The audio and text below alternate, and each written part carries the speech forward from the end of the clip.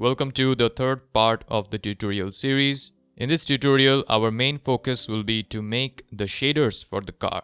Apart from that, we will also make a proper studio setup with proper lighting so that we can put the car somewhere. Most part of this tutorial will be focused on how to make the car paint shader in particular. I will use this shader as a way to introduce you to the principled BSDF. This shader node is very useful for making PBR shaders. If you haven't heard about it, do not worry because we will be getting into all of the details in this video. Just like the previous parts, this tutorial video also has a bonus section. This time we will look at how to make proper glass shaders in Blender, which involves the glass BSDF node, and also how to make them work faster with some optimizations. At this point, I sound like a broken record, but I really hope that you have downloaded the tutorial files and signed up for the newsletter. I'd love to have you as a part of the Blue Inversion family. Last but not the least, I hope you have checked out the online store already. If you don't already know about it, the latest product is a shader pack called Smart Shaders Grounds and Roads. All the shaders in it are 100% procedural and they look extremely photorealistic. Do give it a shot, I'm sure you will love it. In case you're watching it far in the future, chances are there are a lot more products and a lot more shaders available, so I'm sure you'll find the perfect product which fits into your workflow. Once again, this is Shayan and you are watching Blue Inversion.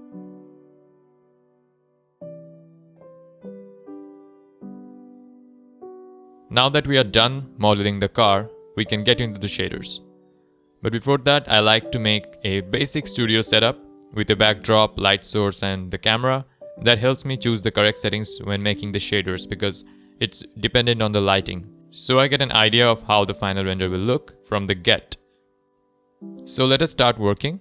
Go under the render properties and change the render engine to cycles. And if you have a good aka NVIDIA graphics card, you can switch this to the GPU compute. Otherwise CPU works fine.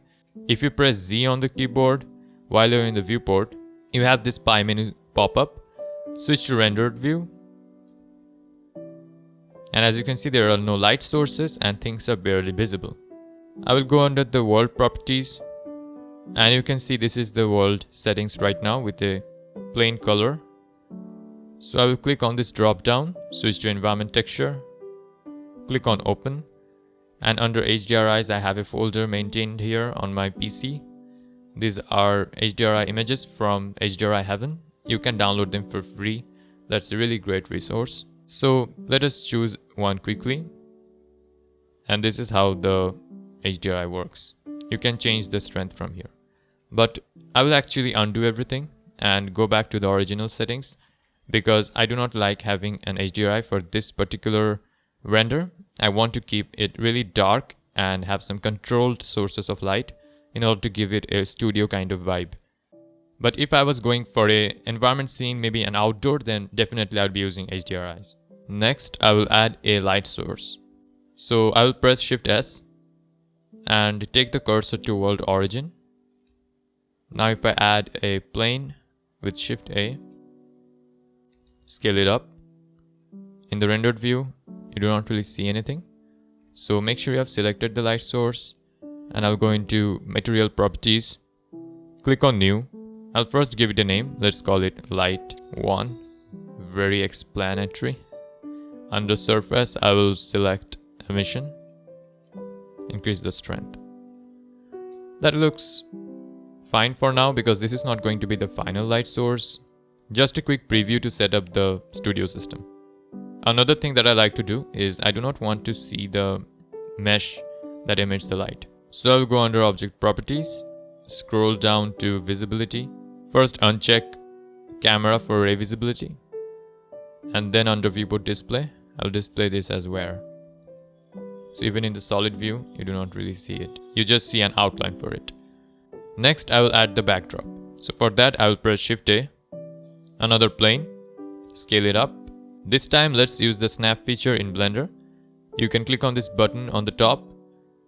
From the drop down, select face and snap with closest. You can also use the hotkey Shift Tab to toggle the settings. Now I'll press G and lock it along the Z axis. Point the cursor at the wheel's bottom part and I'll confirm with left click. Next I'll go into edit mode. Select these two edges. E to extrude along the Z axis and make sure you have turned off snap. I do not like the sharp corners, so I will go into the modifier stack Add a subdivision surface modifier.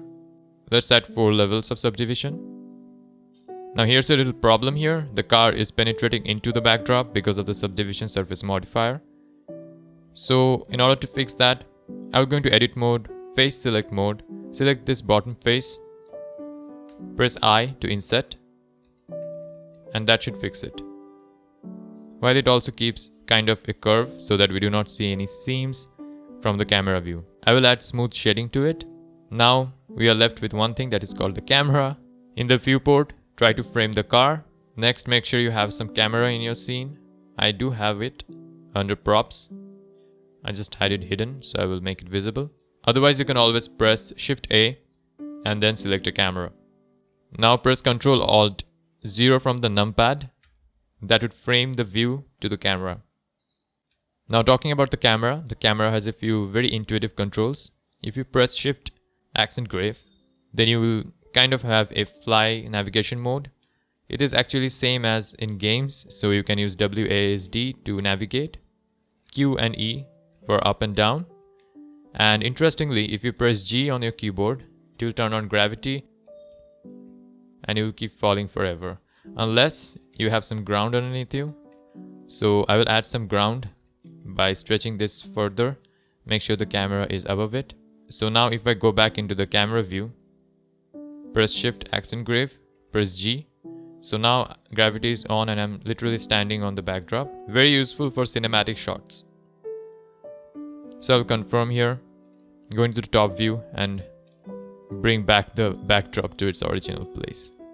So now that we have a mini studio functional, we can start getting our hands dirty with all the shaders and nodes. And also I will add some other light sources and make it a better studio setup. We'll have that in the next section.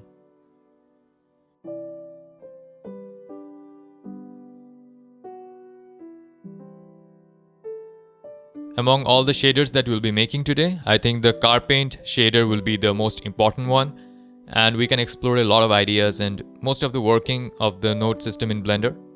It will also take the most amount of time. So once we are done with the car paint shader, most of the other things will be really easy and quick to get through.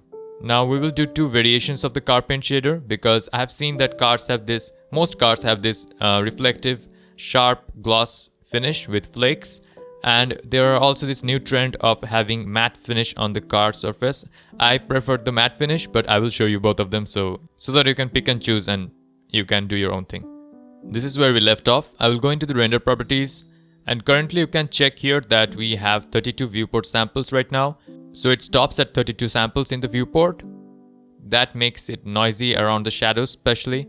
So I will go under this, check adaptive sampling, and I will stop it at 0.1 noise threshold and increase the viewport samples to like 1000. Now let us understand what adaptive sampling does. Now earlier on Blender cycles, you could only control the number of samples. So when the rendering starts, it only uses the number of samples as a threshold. So when the desired number of samples are reached, it stops rendering.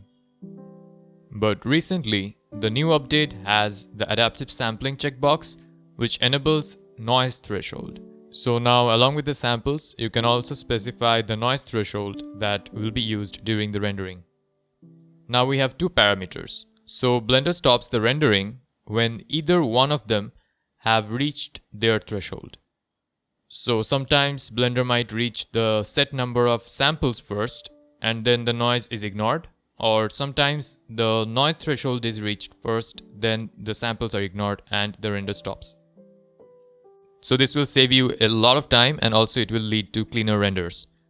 So anyways, I will just select the backdrop in the viewport and assign it a material quickly. I will go into the materials tab, click new, I will call it backdrop. I will expand this, right click here, swap areas. And I will switch this to the shader editor. This is generally how I like to work. So you have all the settings here. So you can change all the shaders and stuff. Which shader is assigned to which object. And here I kind of work with the nodes and all the complexity that comes with it. Now firstly, I would like to change the distribution to multiscatter GGX. That is kind of better for realism, but it takes a little bit longer to render. Now immediately I will change the base color to something really dark. I will increase the roughness to around 0.7 and also decrease the specularity to something like 0.2. Now if we go into the camera view, you can see almost nothing except the car and some parts of the backdrop near the car where the light is shining. Matter of fact, I will even select the light and increase the strength of the light to something like 5. That looks better in my opinion, and I think this will give us better illumination because we'll be working on the car paint shader next. As you can already guess, most part of the car will be using this shader. So instead of rendering the whole thing, let us take one part of the car body and hide everything else and focus on that. Updating the viewport will also be faster because now we do not have to render the whole geometry every time. So what I want to do is I will select this front part of the car that we have modeled and use this as the test object on which we will first make the car paint shader. In order to do that, I will select this one. I'll select the camera, the light that we have made, and also the backdrop. Then press the / key on your keyboard and that will hide everything else, and now we are in the local view of these objects.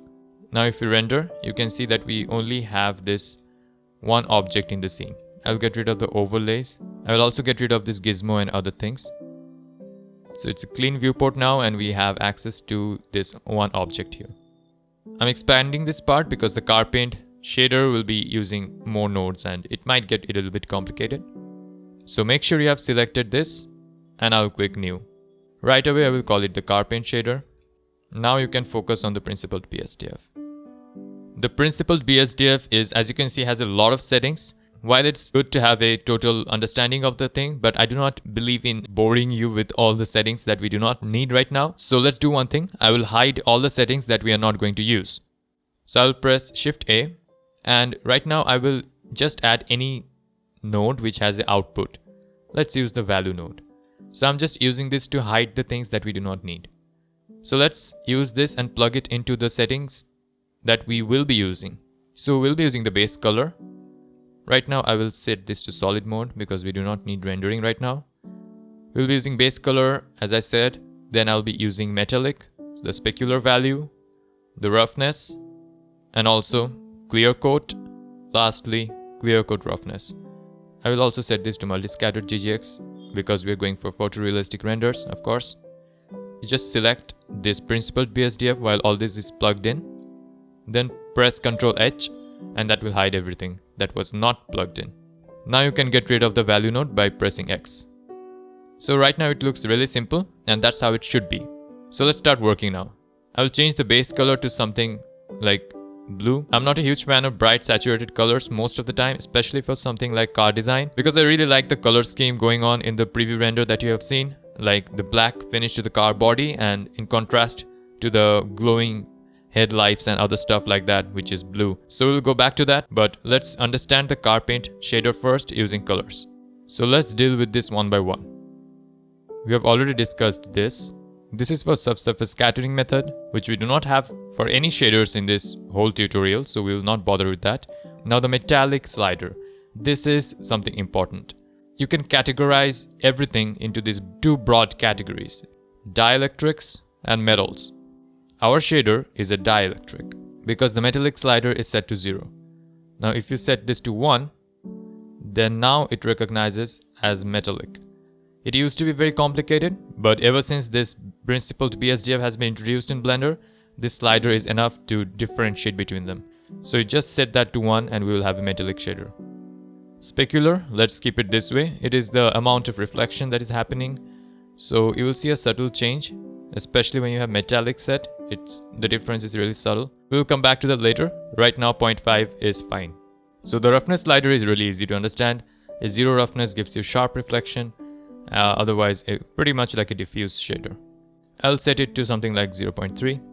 Now here comes something new, clear coat. This is relatively new. This came with the principled BSDF and this is for adding another layer, an extra layer of specularity over the already existing shader. So this is specifically made for shaders like car paint or varnished wood, something like that which has an extra layer. Now the way the principled BSDF works, whatever you do in the principled BSDF, laws of physics and light will be conserved, energy will be conserved. so things do not go wrong. But for the clear coat, for some reason, the way the Disney BRDF has been implemented in Blender, I'm not saying this is a bug or something, but this is how it works currently. So if you have any clear coat, make sure this is 1 or less than 1. You can actually put some other values here, like maybe whatever, 199, and it still actually doesn't conserve the energy. While if you set the specular to something like really high, it still conserves energy. This actually caps it at 1. So that's something you want to notice. This is pretty advanced, so I will not go into the very nitty-gritty details. But one thing you need to keep in mind is that the clear coat cannot be greater than 1 if you want to keep things realistic and physically based. So I found out that 0.5 works pretty well for this purpose. Now the clear coat roughness slider is pretty self-explanatory. It's the same as this roughness slider, but for the clear coat layer, I ended up setting it at 0.05. You play around and set your own values. It doesn't really change too much, just keep it really low, that would be fine. Now what we have here, from afar it might look like a car shader, but if you really zoom in, you will see it doesn't have too much realism, and this is just a rough approximation of how a car paint shader should look like. Now there are 2 steps that we will take to make it look like the final shader that we are going for. Step number 1 will be to add a Voronoi texture. So I'll press Shift A, Texture, Voronoi. Now I'm going to use the Node Wrangler add-on. It is really popular and it comes with Blender, so by now you should already know about it. The add-on contains a set of quick shortcuts that you can use to handle nodes. Basically saves a lot of time. So for example, I can press Ctrl Shift left click on this node. That will quickly set up a viewer node, and that will help me see how each output looks. So let's click on this drop down, select N sphere radius, and you can see this is kind of like stretched and not really what I wanted. I will quickly show you why is that. You can see there's a vector input here. So this actually is the texture coordinate that this Voronoi texture is sampling from. Every texture in 3D, it somehow originates from the texture coordinate. Even the image textures, they are mapped onto a UV texture coordinate. So what vector is it really using? We haven't plugged in any texture coordinate in here. So by default in Blender, it uses the generated texture coordinate. I will quickly show you what I mean. If you press Shift A, Input, Texture Coordinate, and you have this generated texture coordinate input. If you plug it in, you will see no change in the orientation or mapping. That is because it was actually using the generated texture coordinate by default. But we want to use the object texture coordinate so that it is more uniform and not stretched out according to the scale of the object. Now we can increase the scale here. 500 works well, in my opinion. Let's switch back to the principled BSDF. And now what I will do is I will take this radius and plug it into the roughness. You can quickly see that we have some really interesting effects going on, and it is slowly trying to look like the car paint that we are used to seeing. But it looks a little bit harsh. So I'll press Shift A, Converter, Color Ramp. I'll place the color ramp in between. If I view this, you can see this is how the map looks. If I click on this slider and change this value, then it will get less harsher. Let us preview the effect. This seems to be perfect. So this was one of the things that will get us closer to the actual car paint look. Now the second thing would be to use layer weight. So I will move this out of the way a little bit. And I'll quickly add with Shift A, Input, Layer Weight. So I'll keep this on hold. I'll come back to that later. Add another node under Color, Mix RGB. I will Ctrl C, copy this base color and use Ctrl V to paste it here. Paste it here as well. And then I will make it a little bit darker, and also I will change the hue a little bit. Alright, so now if you view this, it's just a plain mix. So right now this is a 50-50 mix because the factor is set to 0.5. So you get a resulting average color between these two. So what we want is to distribute the darker colors away from the center of view and along the edges and the silhouette of the object. Now the easiest way to achieve that will be to use this layer weight node. And we need to plug this facing output into the factor. So this facing attribute is now being used as a factor for the mix. And this blend value right here, this acts as the factor controlling how much of each color will show up. You can try and change each color drastically so that you can get a sense of where each color is being distributed. Now if we plug this into the base, you can see that we are getting a change in hue as expected. I'm not really happy with how the colors turned out, so I will work on this. Yeah, this looks much better. Turns out adding a little bit more value to each of the colors solved the issue. So I can say this is a pretty close to reality version of a car paint shader in the Cycles render engine. And now we have a pretty basic understanding of how the node system works as well. So we are ready to tackle the other shaders, which are relatively, compared to this one, of course, is much simpler. So we will have a far easier time working with them. Now I will show you the other version of it, which will be a matte finish. So turns out if you want a matte finish look and also which is really clean like this one, in that case we do not need any one of this. The principal shader is actually enough. I will just make it a dielectric completely. And since I'm going for a completely black finish, I will set a value of almost 0. Push the roughness to something really high. But you will only start seeing the actual matte finish once you set the clear coat to 0. Then you can properly set the roughness as well. Lowering the specularity works.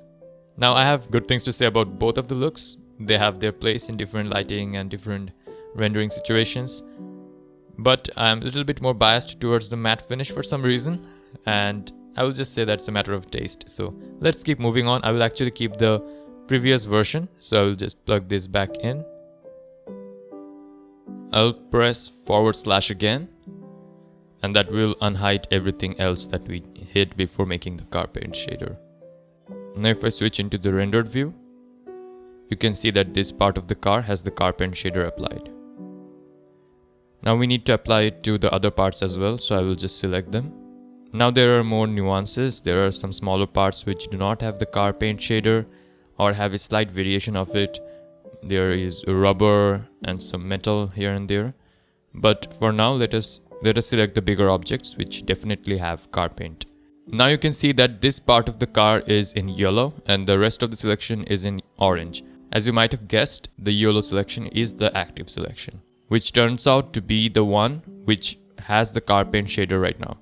So whatever you want to make the active selection, select that object at last. Now if you press Ctrl L, Materials, it will link the materials between the active selection and the other selected objects. Now if we hit render, you can see that everything else has the car paint shader as well. Now I made a mistake. I just assigned the car paint shader to the backdrop as well. So let us select the backdrop and I will drop down here and select the backdrop and revert it back. So now we have the car paint shader applied to most part of the car. So let's keep moving.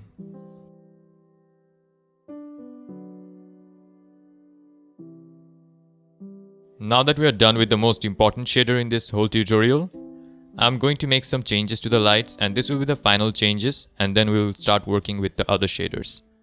So I'll go into the top view and let me quickly change up some of the things here. I'll switch this to a 3D viewport as well and set this to render. I will decrease the window space that it covers so that it can update faster. I will switch to the camera view here. And now I will make some changes to the lighting here.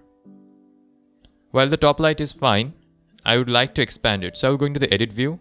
I will select this edge and extrude along the y-axis. And I kind of want to wrap around this light so that it also hits these edges here. So let's do one thing. I will grab it and push it down. Now while in the edit mode, I will select all of this and I will duplicate to add another light.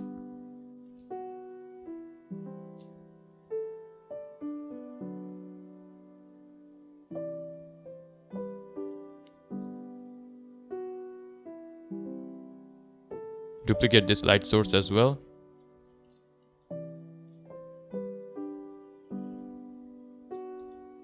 So right now we have 3 sources of light. Since I duplicated the lights, in the edit mode, it is all one object right now. You might not want to do that to have some more control and make it more sophisticated. In fact, that is what I did for the final render, but I just did it quickly right now. So you might want to make them separate objects if you want. So now that we have so much light going on, I think the backdrop can be a little more darker. I will switch back to the node editor here and render the thing on this screen now. Let's select the backdrop. So I'll decrease the specularity. Maybe even play around with the roughness a little bit. Alright, let's make the color darker as well.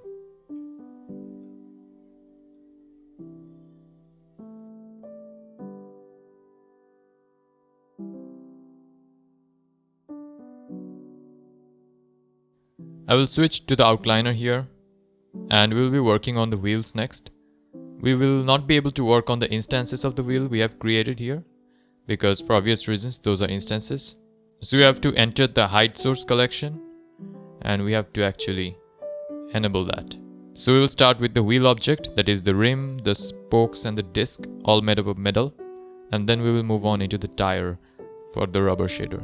Anyways, I will select this wheel object, switch back into 3D view. I will switch to solid view. You can see that the wheel that we have selected is at the world origin. We will keep that. Let us select the backdrop and the lights and the camera / to localize. Now if we render it, you can see that the wheel can be focused on very nicely. So I will go ahead and add another new shader. Let's call it metal. Click on this drop down, multiscatter GGX. Of course this is metallic. I will decrease the specularity and put the roughness to something low like. And that should be it. We are not going for anything complex at all. It's a very entry-level metal shader. And I will change the base color to be a slightly darker version. I will press / and you can check in the viewport how the metal shader looks. Alright. I will go back into the outliner and select the tire. Let's add a new shader to this.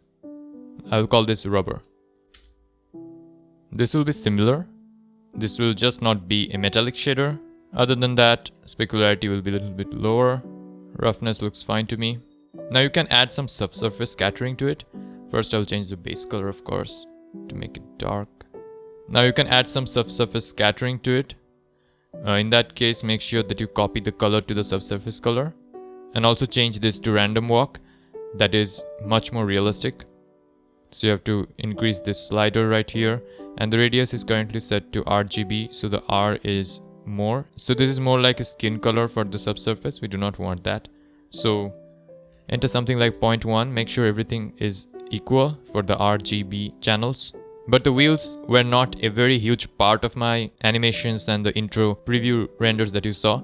So I kind of kept this subsurface scattering to 0 most of the times. But if there was a close-up, then obviously. So this will be it. Oh, I didn't switch that to random walk even after I mentioned. Alright. So anyways, I think that's it for the wheel. And as you can see, since these were instances, it updated everywhere. Now I'll select the windows. Click new. I'll call it window. Since we do not have any interiors of the car made, so generally I would like to give it a glass shader. And I'll come to that. We will make the glass shader for the headlights here. But since we do not have an interior, so what I'm going to do is I'm going to cheat and make it a reflective surface. So we will have a 100% reflection and 0 transmission kind of shader, so which is really trivial to make. So I will decrease the roughness to something really sharp, almost 0 roughness. I'll make sure not to make it 0, otherwise it doesn't look that good. Decrease the specularity a little bit and make the base color near black. That's it for the Windows shader. Now for the lining around the window. This should also be made up of rubber. So I will just click here and select rubber from the drop down.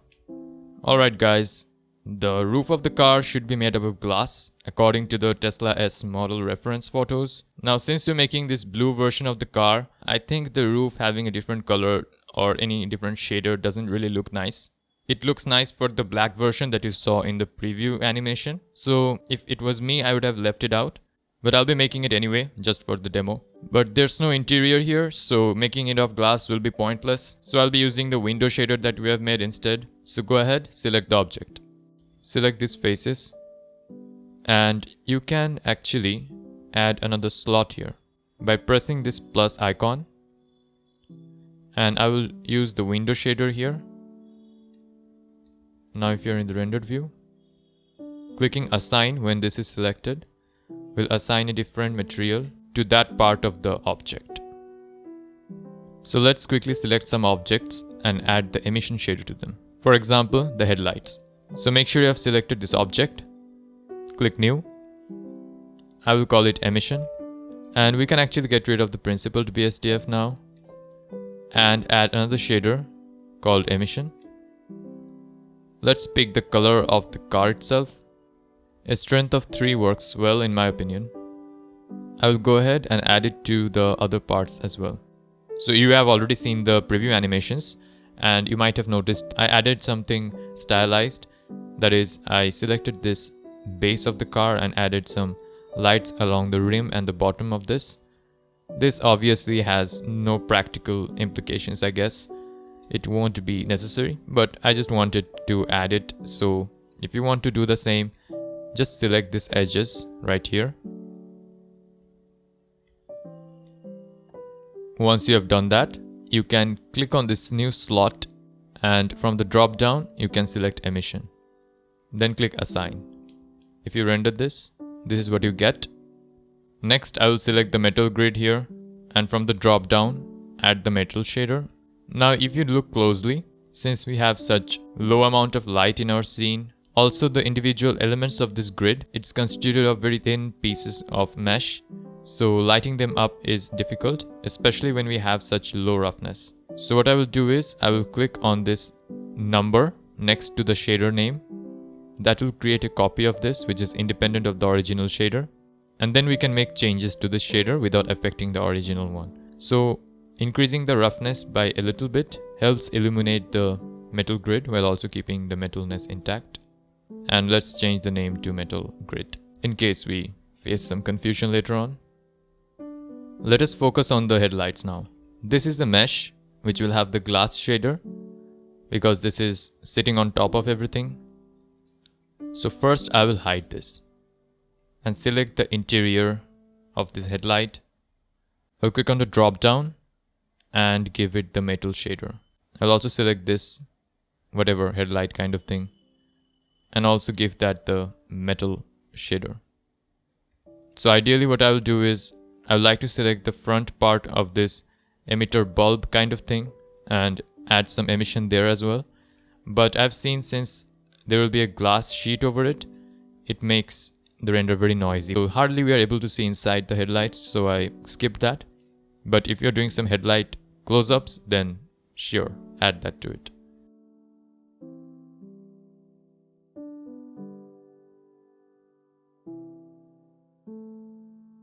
So I will unhide the glass layer now. So I will select that and click new. Call it glass. Now there are a couple ways of making glass in Blender. Shift A, shader, glass. So this will be super easy way of making glass. It's not bad at all. It works, it's fine.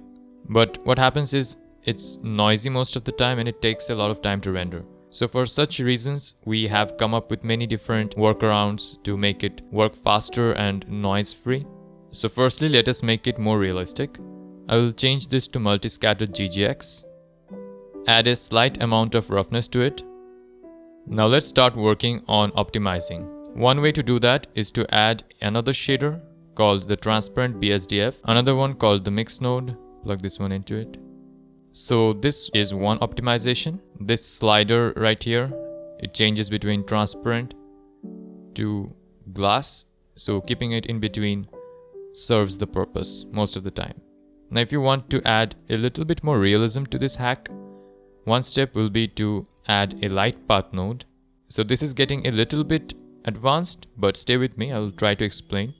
So do not focus on so many options. Just take the ray depth and plug it into the factor. In fact, I will hide everything else with Control H.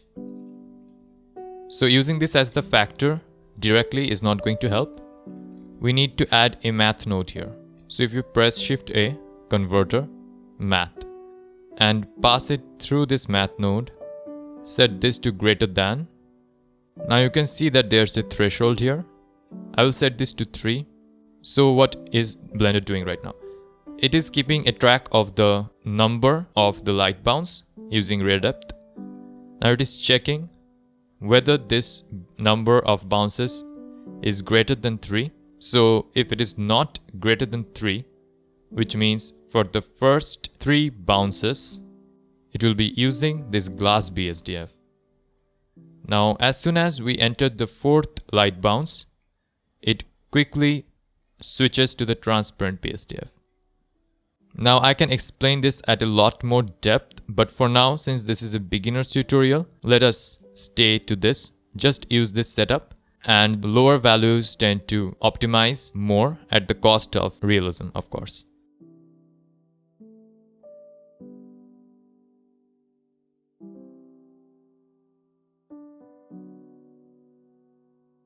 So this is what you can use for the headlights. It works pretty well. Or you can just use something like this. Or you can even take it one step further and delete the glass shader and use the glossy BSDF, which is the ultimate fastest version of all this. I'll set the roughness to something low and switch to multi-scattered GGX. So you do get all the nice reflections, and also you have no refraction going on, so it is a lot easier to handle for cycles. So you can experiment and choose whatever works for you.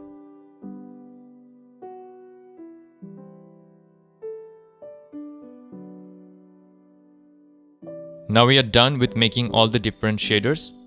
Now you can see some of the objects are left blank. So now we just need to go ahead and assign the correct shader to the correct object. For this part, we will have metal. So I'll click here, add the metal shader, assign. Now for this parking assist object, we will first have car paint.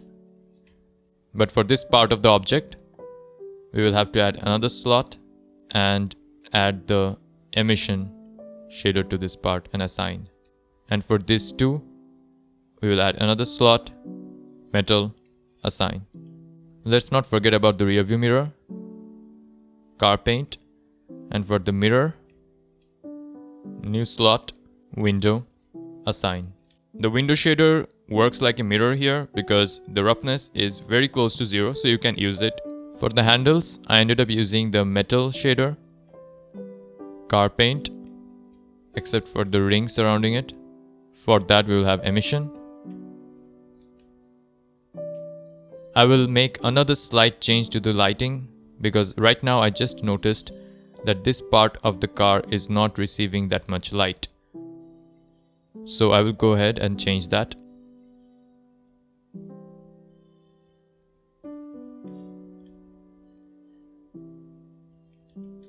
So now that part is properly illuminated and I like the overall look of it.